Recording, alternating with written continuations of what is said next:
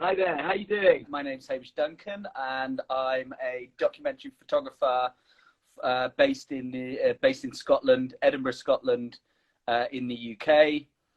Yeah, where do I start? Well, life kind of started out. I was always interested in nature, and I was always kind of involved in getting out and making dens in the forest, and just I loved observing things. I remember when I was about 11 years old, we had a family holiday to France, and on the way through Dover Ferryport, where there's huge congestion right now because of the whole Brexit and COVID madness that's going on. I kind of memorized the whole kind of ferryport in my mind and spent the whole family holiday just kind of pondering over how I was going to recreate this in Lego when I got home. And as soon as we got home, I just ran out the door and I just ran upstairs, and I spent 5 hours constructing Dover Ferryport with customs and excise, and Wow. the on and off ramps, and the whole the ferries coming in and out. Why did you feel like that was important to you to recreate? No idea. Just it's always visualization. Similarly in snowboarding and skateboarding, I was a professional snowboarder for 4 years, from 18 to 22. And a lot of snowboarding, freestyle snowboarding, especially when you're upside down, is based on visualization. Or visualization is very key. It's also very key in things like football and things like that. And with photography and art in general, I mean, I do lots of creative work through my business, which is a strategy company. I do a lot of thinking about how it should look and how it should look beforehand, and also how it looks afterwards. But I try to leave that bit out when I'm taking photos. Generally, when I'm taking the photos, I try and just relax and flow with it, because especially with documentary, or trying to capture moments, you just kind of want to think about potential scenarios that might come up in certain situations that you might want to be interested to document, but you can't fix those things or have fixed ideas in place for those things. So yeah. How do you what kind of stories do you look for? Well, my interests are quite broad, but I think I'm interested in current day. I mean, I always find it just easy to just talk about projects that I've just done, because that kind of sets kind of like, well, you can kind of see it, and that makes it a lot easier. But I did a project with Plastic Whale in Amsterdam, which is a charity that people come to Amsterdam to go on the canals and see all the beautiful sights around Amsterdam, and they pay Plastic Whale to go on their canal tours, but at the same time as seeing all of that Amsterdam's beautiful architecture, they're also fishing for plastic from the canal that then goes into making the boats. So one of my shots of directly? Yeah, so the boats are actually made from the plastic that the people are fishing from the canals. So that kind of environmental project, it's with an NGO that I can really get to work with. They were amazing, actually. They kind of delivered this huge box of random items that they found in the canal, that they kind of kept as a hall of fame. And there's an amazing, I did a whole still lifes, a set of still lifes of these objects. So it's really about, I mean, kind of things that I'm interested in, obviously plastics pollution. That was something that I was very much interested in at that time. And one of those shots is actually in a forthcoming book from Patagonia, actually, about the plastic problem and innovative ideas in terms of how we're kind of solving the climate crisis. So how do you feel like you can stay on track as a documentary photographer?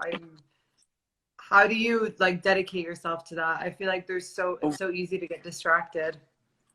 Oh God, yeah. I mean, well, we live in an attention economy, don't we? It's very much kind of, or an influencer economy, now.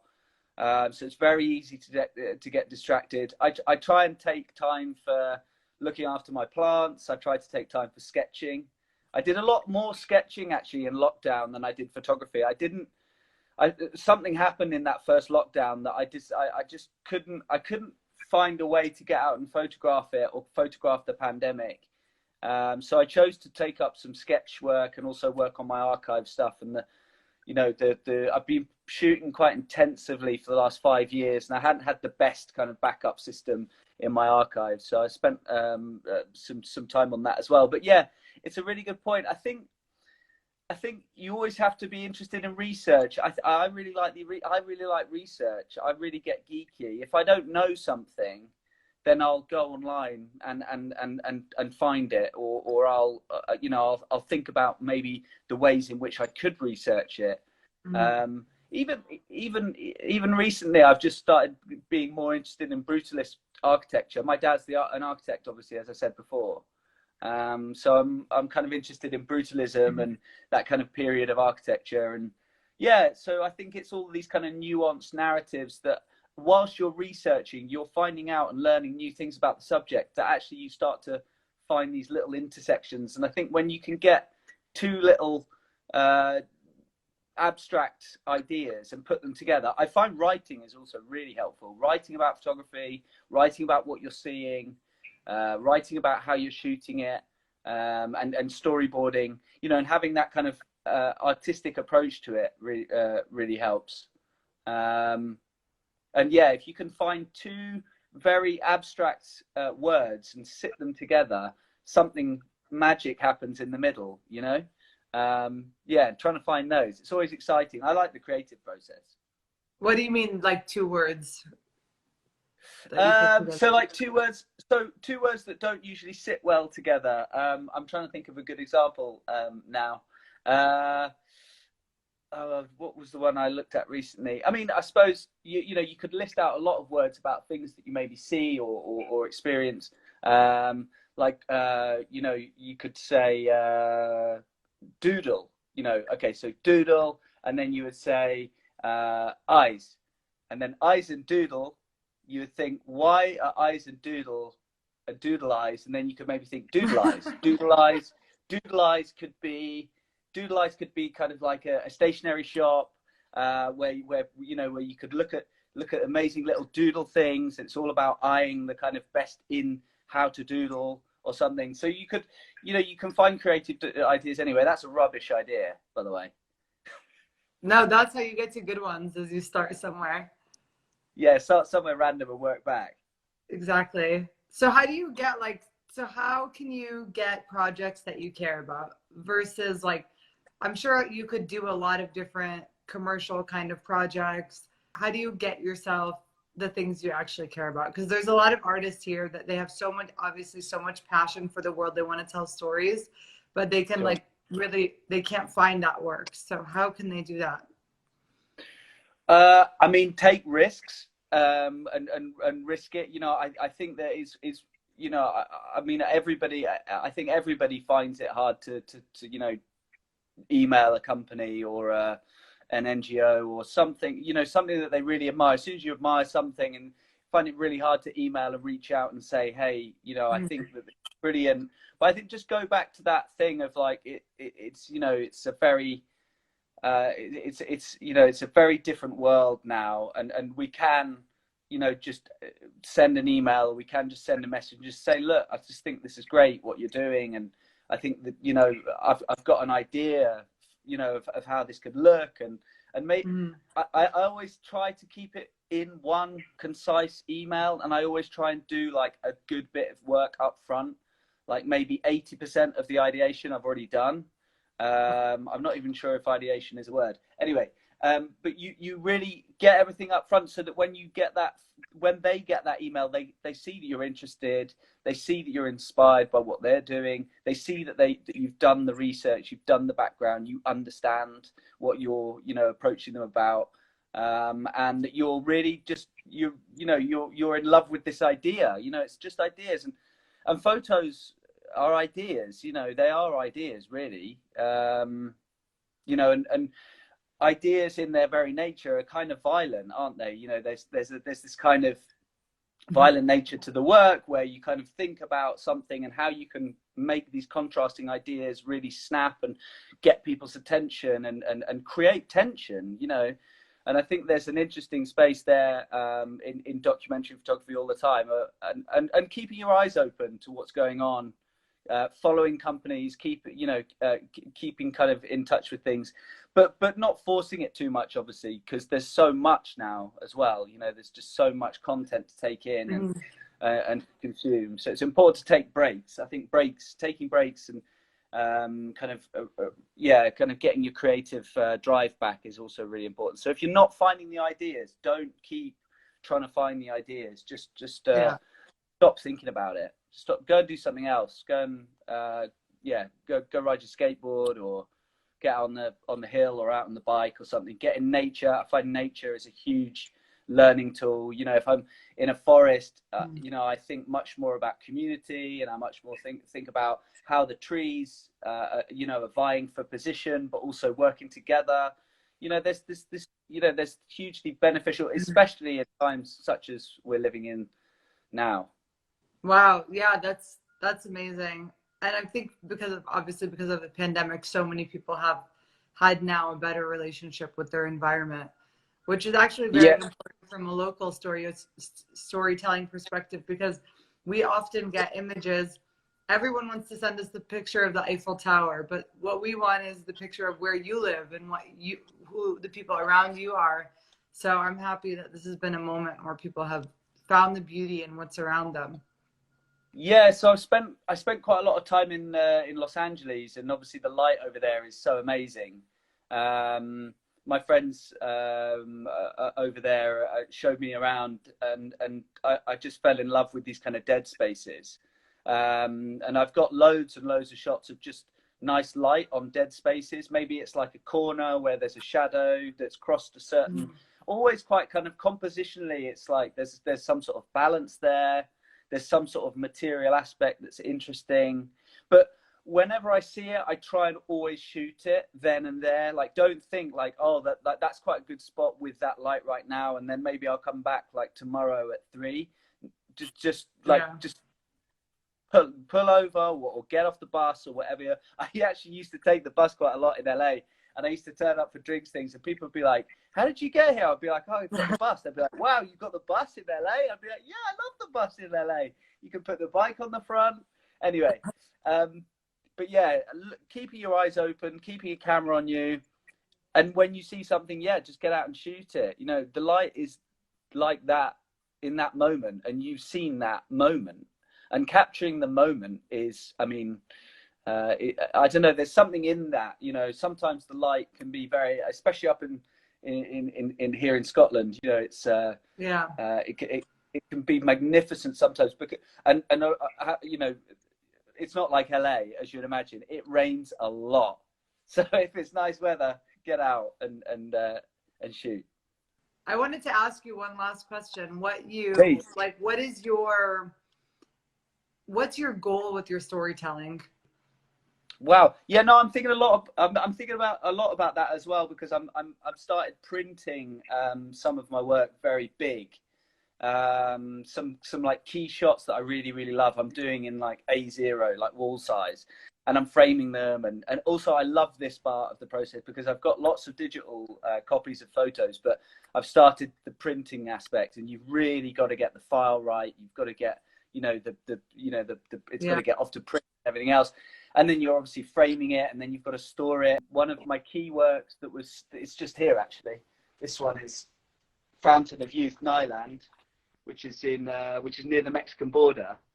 Like this is very close to Trump's wall on the Mexico border, and it's this kind of RV park that we found, you know, just with these kind of burger shack, and it's just so kind of kitsch. And this swimming pool, and all these people in the swimming pool. You can see this on my website. All the people in the swimming pool doing their exercises, and this was really close to the Mexico border, where they were building this wall and this whole like and I just found it very interesting, very kind of the tension of where it was in the States. I was actually touring the States after Trump had just come into power. And it was very uneasy. I mean, I was in San Francisco when he won office, and it was difficult, day for a lot of people. At the same time, it was good for a lot of people because they were realizing something that they wanted out of it. I don't particularly have strong political views on it. I just think that it's interesting how people react and how people, think about their political position, and then maybe they go on holiday and they're just like, 10 miles from a wall. Actually, interesting about this area is that just recently a geyser, like an underground geyser, has opened up in this area and has taken out a railroad, a geyser, which is like a volcanic kind of, it's like a sinkhole. Oh, cool. Yeah, a geyser. So what does that mean to you? Well, it's almost like this kind of, near where the wall was going to be built, and now there's this kind of sinkhole that's taken out this railroad and state highway. So this kind of like nature's almost had its say on what goes and what creates a boundary, rather than the human that's trying to build a wall, which is divisive. And I think there's some interesting tensions there. So I'm keen to actually get back to the area and shoot it some more. Once obviously we can travel again. That's amazing. I know. Well, for the first time for me, I realized that the president has a direct relationship to your day-to-day life. I always thought it was something that's very far away, but if your president dictates every single day how you feel, which is in America at least. So, but yeah, nature is amazing. And I mean, it's amazing to see how the relationship with us right now is changing a lot. And I do see it in the younger generation where they care so much more about understanding the environment and trying to do something about it. And it's true, like in LA, every street sign is a Spanish name. So, or California and all these places around, and you're like, how can you understand history better? Like there has to be this understanding that history in today is like, it's like as if two worlds it's like the memory is only 20 years old, it feels like. I've got some countries makes sense, but there's that's why storytelling is so important, because even from like the 1918 like flu and pandemic, nothing has translated, and it wasn't that long ago. So it's wild, and it's just about distributing that story and getting it in a place where people can use it for a long time, because they'll forget, like, in 20 years.